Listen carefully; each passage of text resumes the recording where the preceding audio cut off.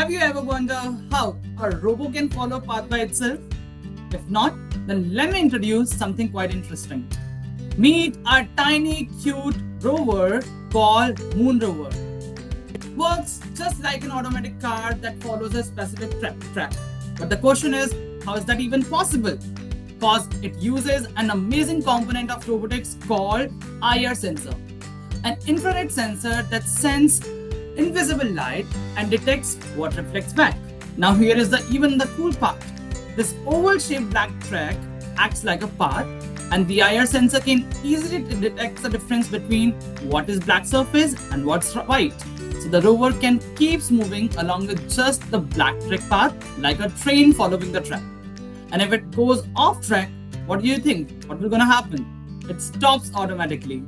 So that's the power of an amazing component of robotics called IR sensor. Hope you all like it.